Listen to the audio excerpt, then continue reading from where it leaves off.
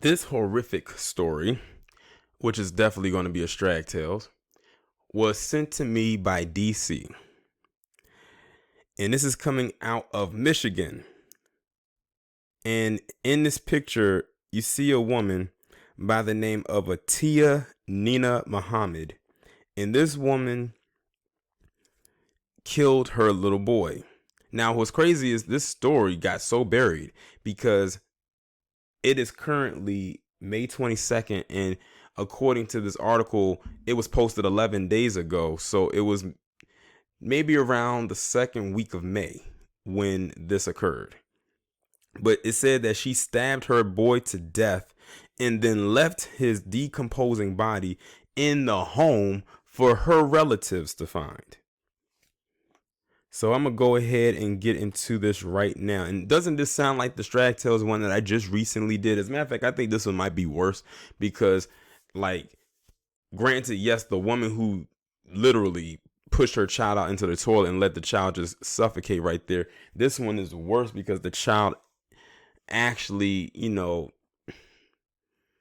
it's just worse. I can't even put it into words. They're both bad. Like, they're both horrific tragedies. Don't get me wrong.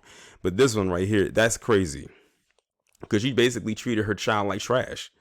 A Michigan woman is facing murder charges after her toddler son was reportedly found fatally stabbed last week. Police reportedly found Zion Reed, age 3, dead on Wednesday after they were called to a home in Inkster.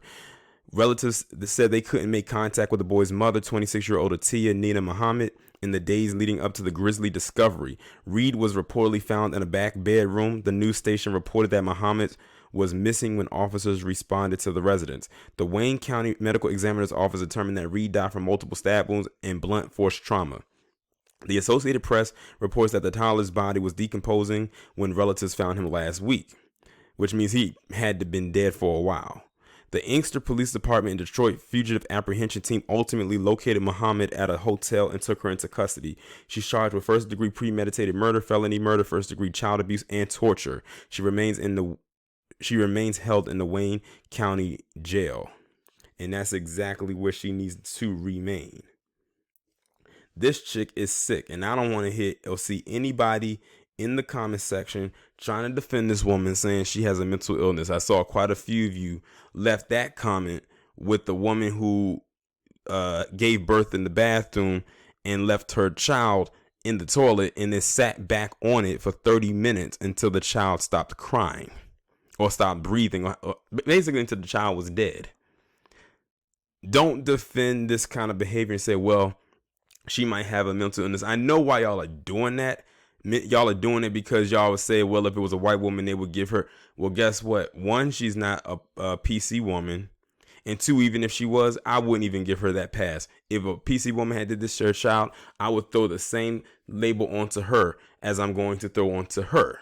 This woman, a murderer. That was no mental illness, and it was premeditated. I'm like this. If you premeditate something, that means you planned to do it. There is no mental illness there. That's the same thing they tried to do with Dylan Roof. And we know he planned the killing of those people in that church. Well, it wasn't at first the church. It was just black people. He planned this for months. And they tried to hit him with the mental illness thing. Because guess what? If you're going to say that this woman could claim mental illness, then that means they need to go back and reopen Dylan Roof's case and give him the mental illness thing and just take him off death row and throw him in an asylum for the rest of his life, is basically what you're saying. So, yeah, this woman, I don't know if Michigan has the death penalty or not, but get her on the highest extent that they possibly can. And with these charges that are most likely going to stick, she's definitely going to be at least in jail for the rest of her life with no parole. Put her in Gen Pop. I don't care what the motive could have been. I don't know.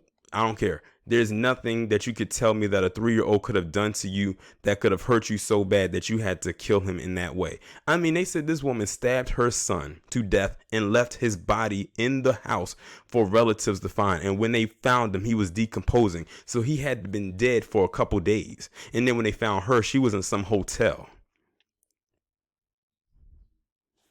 And who knows who may have been in the hotel with her, because I don't even think she may have been by herself. Let's just say she would never ever get the Mom of the Year award.